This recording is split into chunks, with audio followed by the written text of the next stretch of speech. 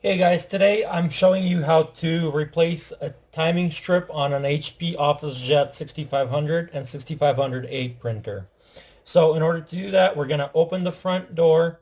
We're going to have this slide over like it did now, and I'm going to disconnect it so it doesn't, like this carriage doesn't start moving in, so we have access to it and just move it back and forth because we'll need that. First, what we're going to do is there, had to put some gloves on.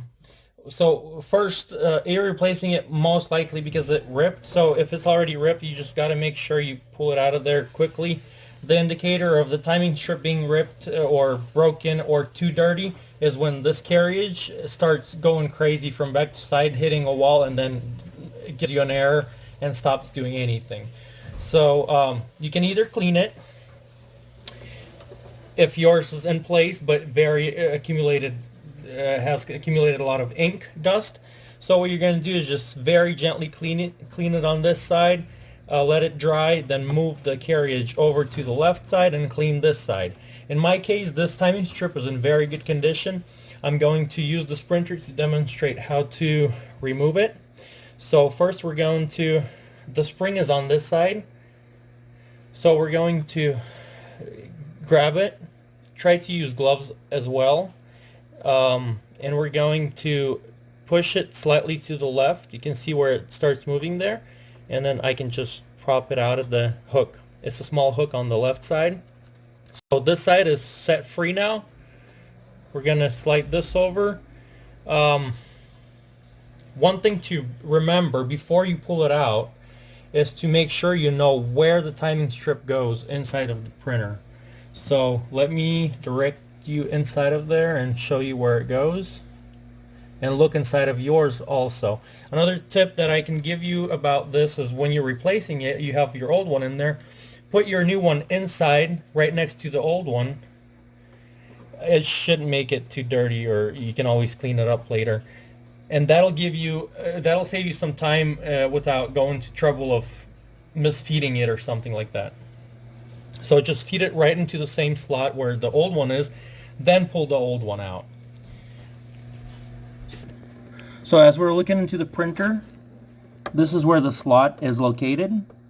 There's one hole right here that you shouldn't be able to miss. It's pretty much the only slot where this it go through here.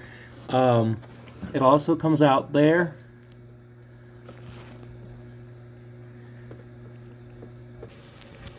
Remove the cartridges if you want to have more access. You can lift this tab here, remove the print head, close it, and on this side you can also see where it goes and where it's supposed to go. So it's supposed to go right next to those brushes right there. Those are the ones that try to keep most of the dust off as it goes back and forth. So that's here, you can see where the strip right in the middle right now. That's where it goes. And right there.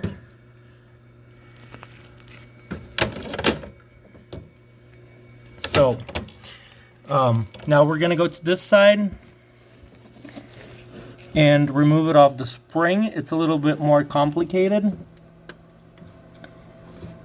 but you can always, what you can do is remove this side of the printer and have a better access to it. I'll do that just to demonstrate, but you don't have to do it. Usually it's just removing it off that hook.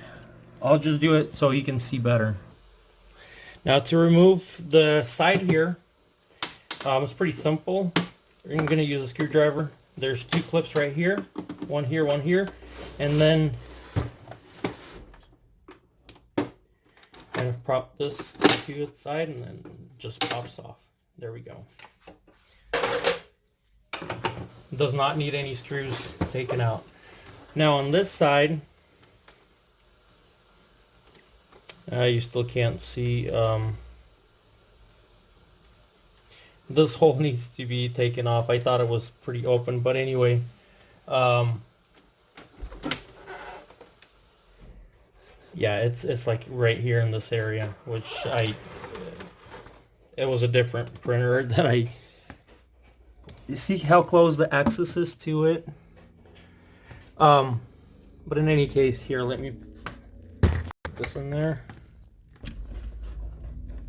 Sorry about that. So, have this set over here. You can see, trying my best to direct the camera there. Do you see the little hook on the left side? That's where it is connected. So I'm going to pull it up. You can do it further in there. I'm going to try to do it without putting my fingers in there, so you can see better how it comes off.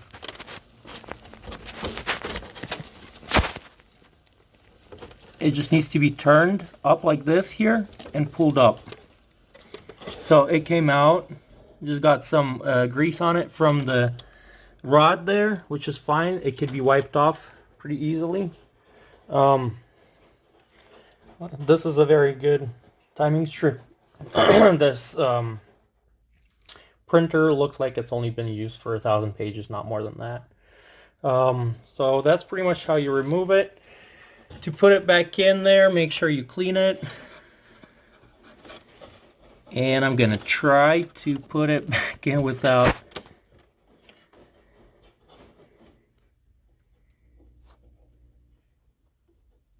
You can always use tweezers to put it in there. So make sure you have the happy faces going up and the arrow going up.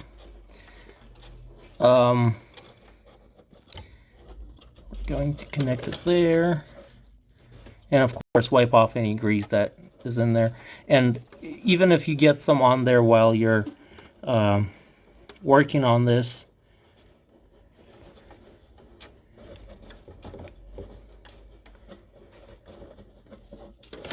okay, I think I'm gonna need some help with my hands in there, but you kind of got the idea. Make sure these are up like this here. There, the arrow is up, and just go ahead and put it in there.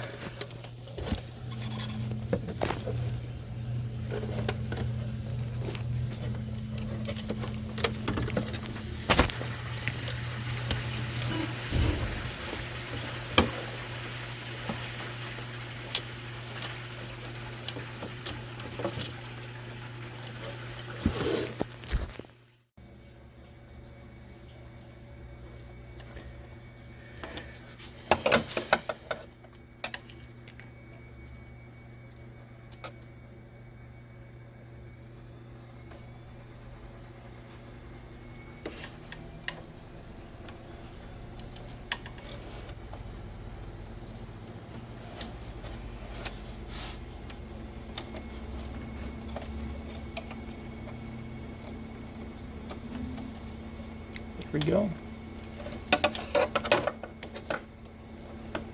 So it's on this hook now. Now you can either put the here, just don't pull it too hard in order to avoid any damage. But now what we're going to do is we're going to put it in the slot. It's this one right here.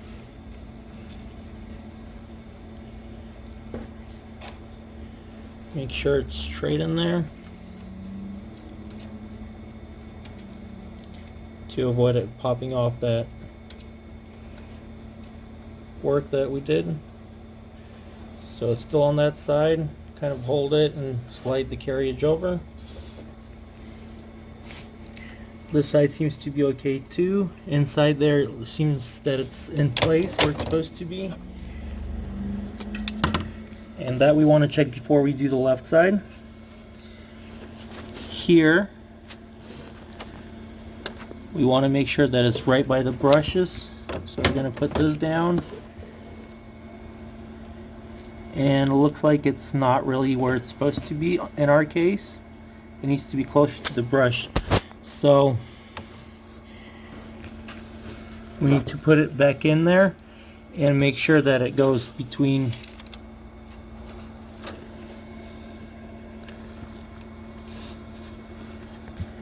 Let's try that again. Straight in. and raise this here.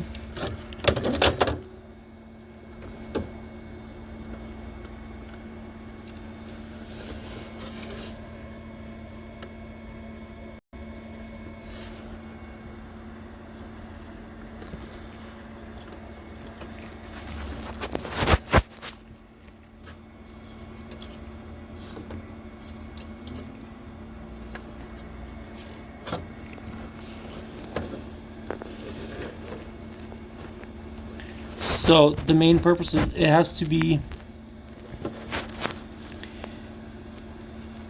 in the middle of the plastic piece on one side and then a brush on the other side. Let me see if we got it right this time. Yeah, that's how it's supposed to look. So it reads off of it very good. So we're gonna slide this over. Okay, we're gonna hold this strip, slide this carriage over, and now we're just going to tighten this, and it goes up and over.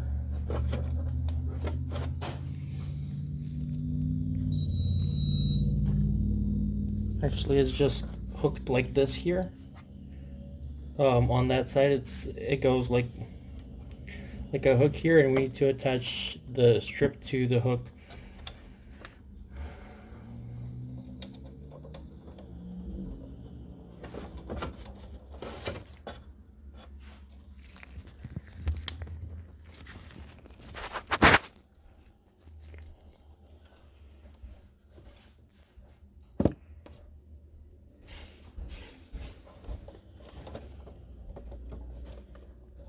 Into that slot there.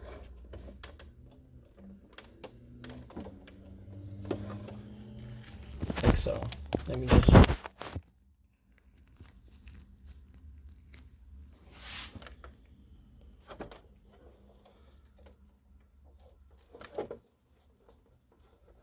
do not tighten it too much because the spring can, or the, so it just hooks in there, or the spring on this side could just like rip the other side of the timing strip, and you don't want to do that. You just need a little bit of it to go in there, and it hooks right in.